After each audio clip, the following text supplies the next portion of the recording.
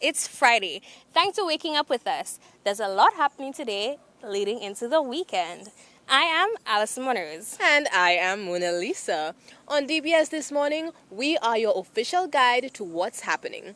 From appreciation of teachers to health and the authentic vibe of our Creole heritage.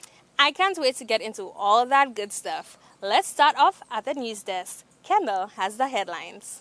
Good morning. Opposition members Dominic Fede and Miri Isaac continue to support Alan Chastanet as the United Workers' Party political leader amid public speculation that the political leader is unfit to carry the party into the next general elections. Anybody else in St. Lucia that could rise to the level that I see Alan Michael Chastanet rose to during our reign, during his tenure. So I am saying that, and within the party itself, I do not get any sort of sense that there is anybody, significant person or a large number of people that would not support Mr. Chastanet to continue to run this country when the United Workers' Party get back in office. According to UWP officials, the party continues to undergo restructuring following its defeat at the last general elections and ahead of its national convention. On Thursday, the Department of Sustainable Development held a half-day seminar to present St. Lucia's Marine Litter Management Action Plan. These two reports are responding to growing global concern about plastics and what plastics are doing to the environment, including the marine environment. And this is a global problem, looking for both national and global solutions.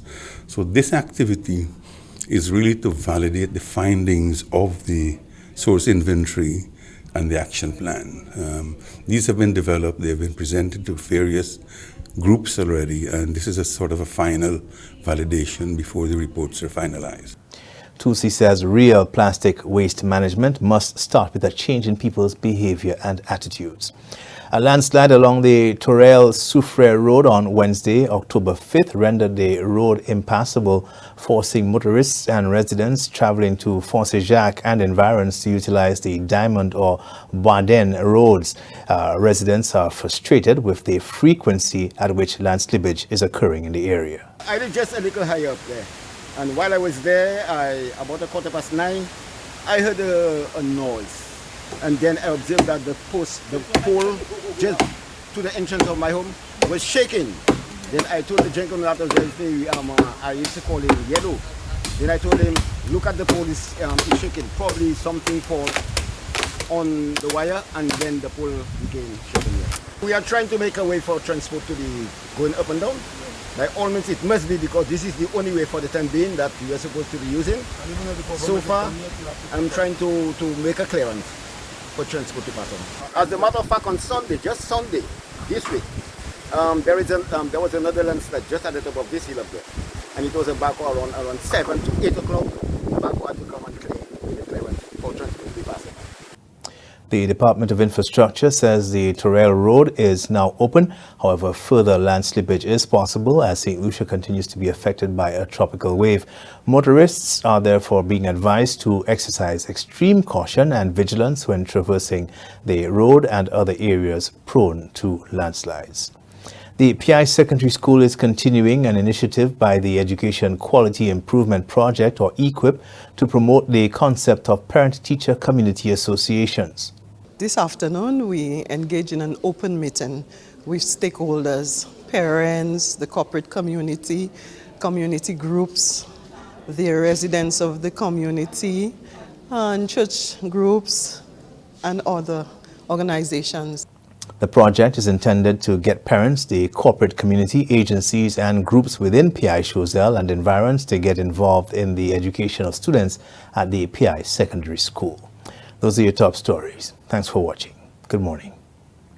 Thanks, Kendall. When we come back, we speak to the president of the St. Lucia Teachers Union.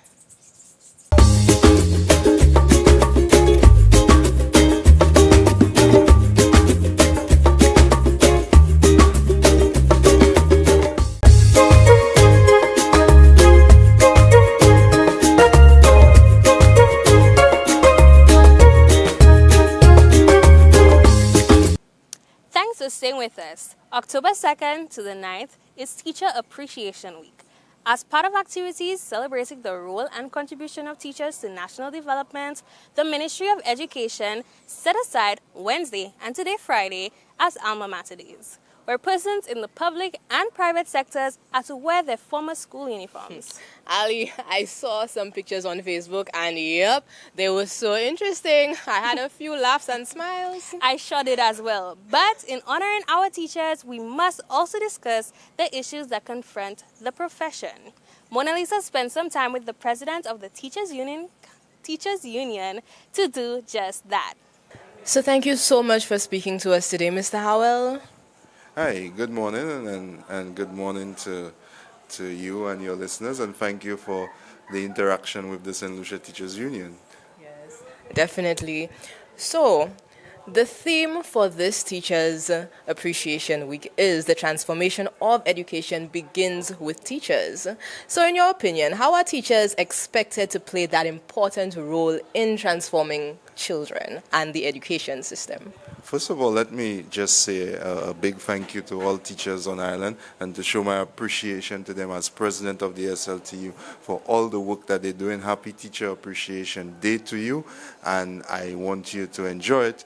Later this evening we have our football finals, which will be held in Soufrière, at the Soufrière mini stadium, where our teachers will come together to view the third place and the finals of our Teachers Week football competition.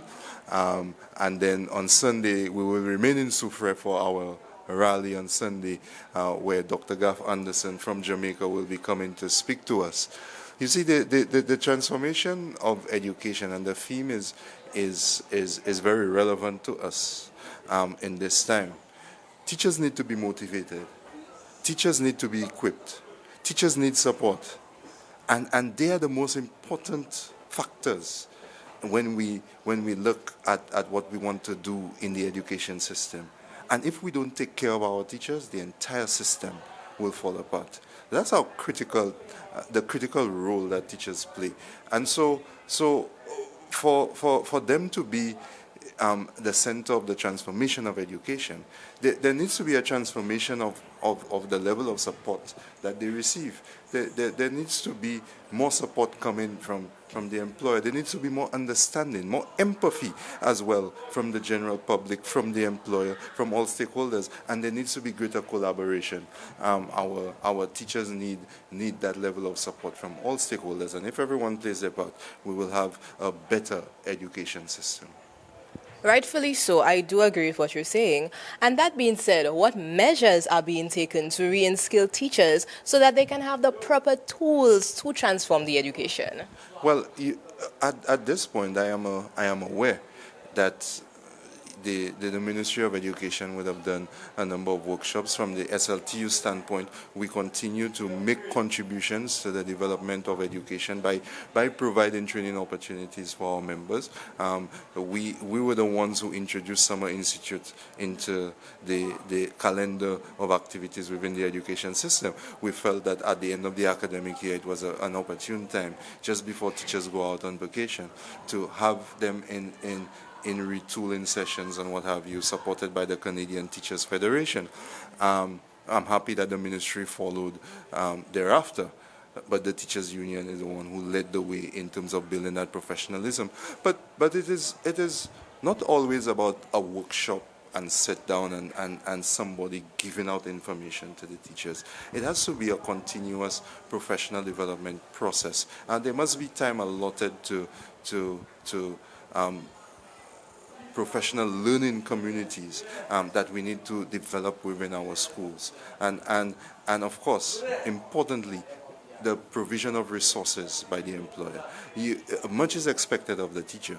I would have said at our education conference yesterday, I thank the teachers so much for using their own resources to ensure that the education system remained afloat during the pandemic. That's what happened.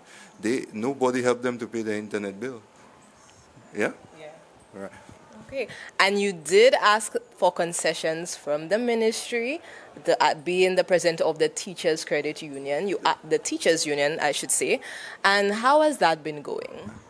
Well, let me just say, this came out of rather much discussion with our members. Our members would have felt that all of what they're doing, no one is saying thank you in a tangible way. Nothing that, no gift, no reward after using all of their resources to keep the education system afloat. In addition, we did a research coming out of the pandemic, the shutdowns, on the impact that it had on teachers. We are going to publish very shortly. But what was glaring was that teachers really felt underappreciated during that time. They felt disrespected. And the SLTU, recognizing that, began to work right away and placed a proposal before the Ministry of Education to ask that teachers at least be considered for concessions if they were to buy a vehicle and so forth, as a token of appreciation. We did also advise that it would be fitting to do it during Teachers Week. We advise, we hope that they will take the advice, but it would be nice if some token can be given from the employer to our teachers to tell them that we appreciate what you have done and what you continue to do and what you will continue to do in the future.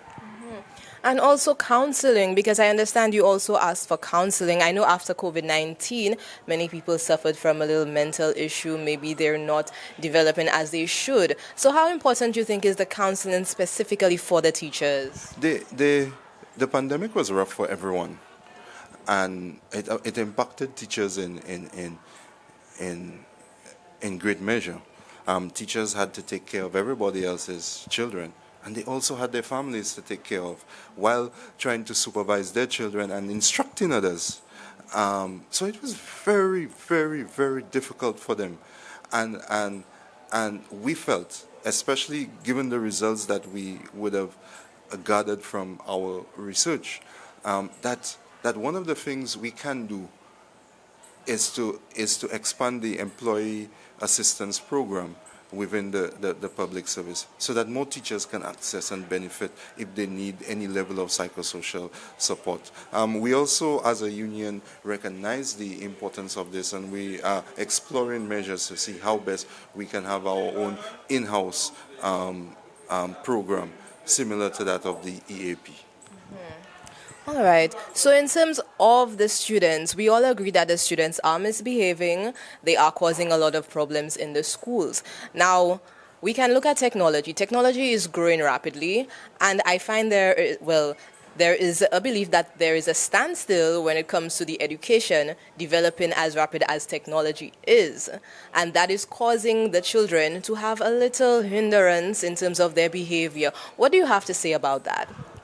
Well, you see, when you are putting things into the curriculum and placing resources into the hands of children, you must have clear guidelines to guide its use, to guide what happens, and proper training as well. Not just for the teacher, but believe it or not, the students as well. The students must understand when it's appropriate, when it is not, what information is valid and what they should disregard, how they should use the different platforms, and doing so responsibly. And so there's a lot of training and education to happen with the use of technology. That's not to say that we know that the students can use the technology very well, but there is also the aspect of information literacy that we must consider when we use the technology. And one thing, I mean, when you place in the hand of every student a laptop device, you also have to ensure that every teacher is equipped with the same equipment and even more to deliver instruction. Yes. And I heard that there is a great resignation happening in North America right now where teachers are resigning rapidly. Do you think that there will be a shift or a sway for the teachers here to resign here and move to North America if the ministry doesn't do what they're supposed to do? What I will say on this is that we're very concerned about our teachers. And we know that the job is very stressful. And they are human beings. At the end of the day, they are human beings. And when they are making such sacrifices, even sacrificing their health and wellness to ensure that the nation's children receive education, and with little appreciation, you know that will also impact the education system. Last question for you, Mr. Howell.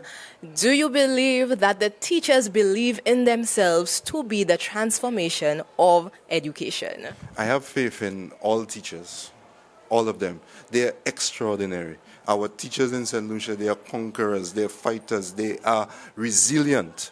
You see, after what they did coming out of the pandemic, our teachers should be applauded. Everyone should be saying thank you to our teachers. And so I want to, if not start the chorus in saying, teachers, thank you, because without you, I do not know what would have happened to our nation's children.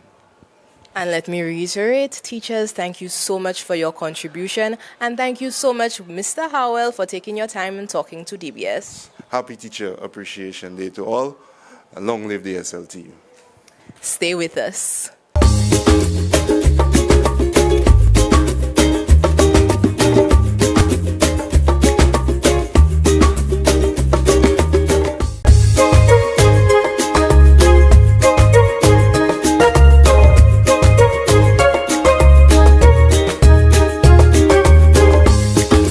Welcome back. All week we have been telling you about the health fair slated for today at the Creative Health Center at Redwe. Several practitioners will be there offering consultations, including Denise Pereira Bissessa, an orthomolecular specialist. Let's find out more about what she does. We have with us the lovely Denise Pereira Bissessa. Love the name. Thank you. And she's going to tell us a little bit about orthomolecular medicine. How are you doing today? I'm great. Now you Back here.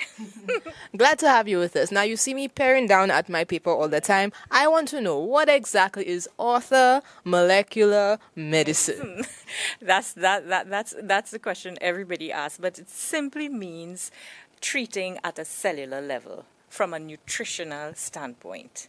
So when our cells go depleted of minerals, vitamins and so forth, that's where orthomolecular medicine comes in. So we treat and we replenish the cells so that it can do its work to supply the organs in the body to do what is required and necessary. And what is the ultimate goal for this medicine? All right, the ultimate goal for orthomolecular nutrition, it's basically, in today's world, our lifestyle is really the problem. It is not based on our genetics or genes, as most would, say it does to describe, okay, you may have, you come from a line of cancer, you come from a line of diabetes or, pre-genetic dispositions. No.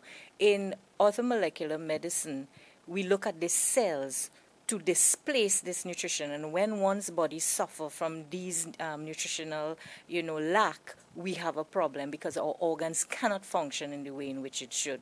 So in essence, we don't need to put vitamins or minerals in our body. Our body was designed to make them when we eat our foods. But guess what? If it's not grown in our backyard, it's chemicals and, all the things that goes with that. So now we are forced to supplement. So now we have to put in these minerals and, vitamins in the body so that the cells can absorb. Because when we look at our body, we don't eat for our body, we eat for our cells. It is the cells that absorb the minerals so that it can displace the nutrition throughout our body through whether the blood or the lymphatic system. Wow. And you say cells. Can this medicine also be a good treatment for cancer? Because I know cancer is all about cells being ruptured.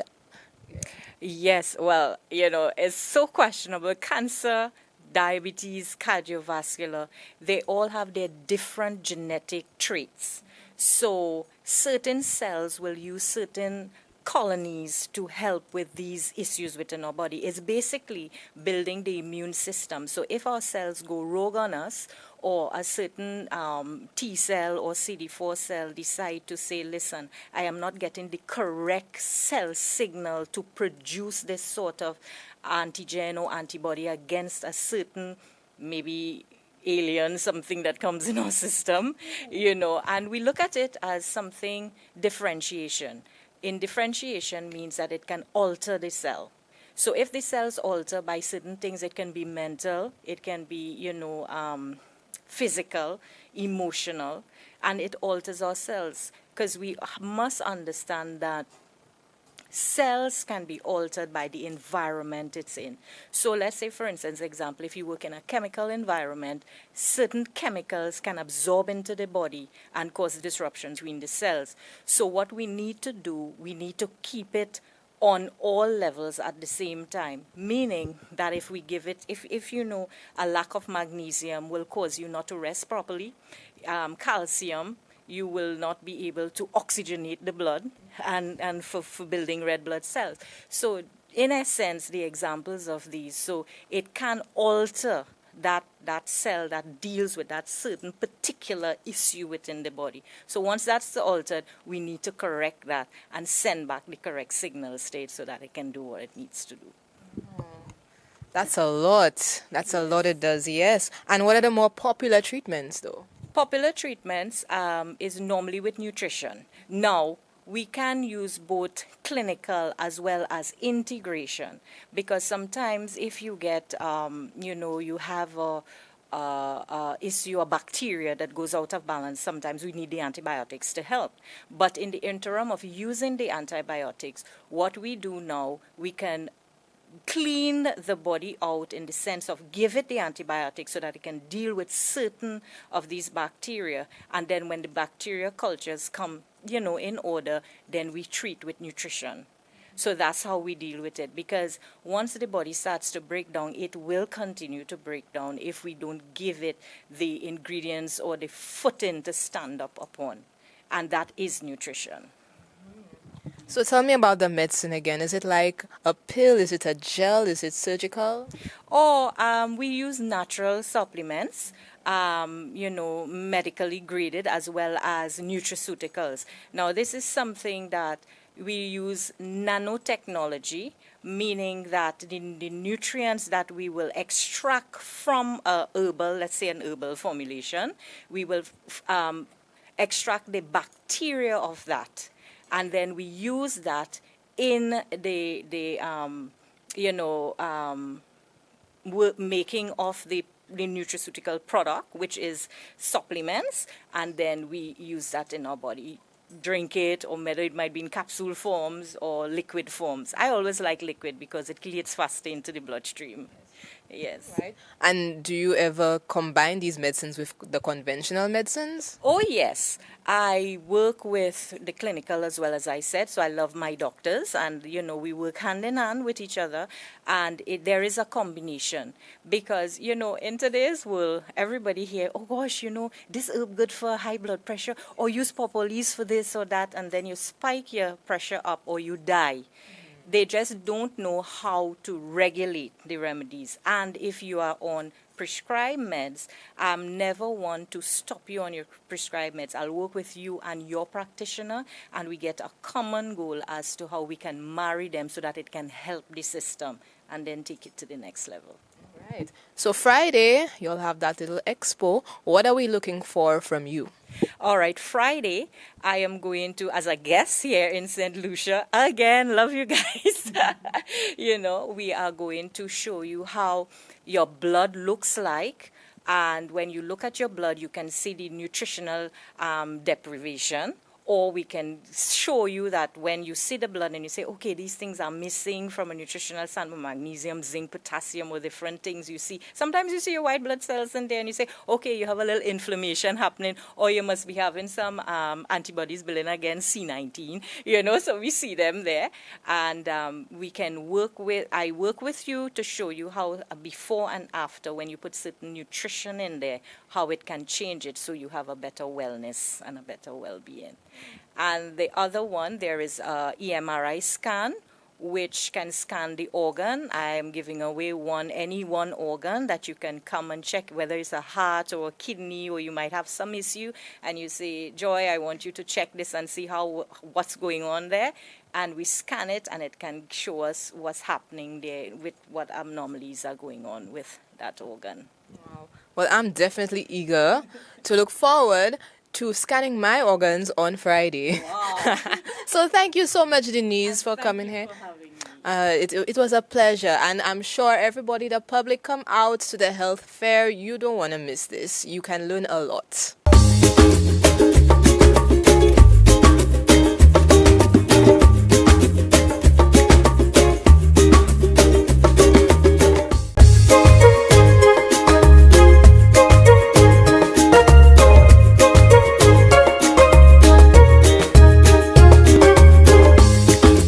Bienvenue tout le monde à Un nous danser créole Saint-Lucie. Un programme côté nous kay montrer qui manière pour danser des autres danser traditionnel Saint-Lucie. Nom moi c'est Jason C. Joseph. En session ça là, nous kay montrer qui manière pour danser, en danser nous ka crier kutumba. Ici un danser qui sort avec fête en PI, en commune en Choiseul en Saint-Lucie. Danser ça là, c'est un danser qui est plus difficile. Traditionnellement, ici un danser yo te ka fait en temps la yone la veille. Ici en dans ces côtés, c'est danser ka communiquer et puis yon a l'autre. Yo ka communiquer et puis c'est tambour ka communiquer et puis c'est danser. Ici en dans ces côtés, moun ka servi tout koyo, yo ka servi bois yo, en chay pas pour apprendre. Et c'est pour ça moi dit danser ça là en tiet plus difficile. À présent nous kay montrer qui manière pour faire Kutumba. Et pour faire ça, je vais présenter Jeanette et Shane. Si vous regardez Pierre bien, vous pouvez comprendre pourquoi je me dis dans ces salades difficiles. En chaque pas pour faire, pas les pièces. Là, il y a un moment, les dames là qui communiquent et puis cavaliers et qui ont changé pas yo, tambour qui changé aussi. Et là, il y a un moment côté yo qui danser en chaque plus vite. Kutumba, un danser qui est en misant en chaille. On nous regarde qui manière toute bagaille qui vient ensemble. Et puis c'est chanteur là, danseur et ces musiciens. Yo kay en misé à présent, actuellement je voulais présenter un groupe yo ka créé PI Cultural Group. Soula mama pepe soula mama pepe soula mama pepe soula mama pepe mama ikichawa soula mama pepe soula mama pepe soula mama ikichawa mama ikichawa soula mama pepe soula mama ikichawa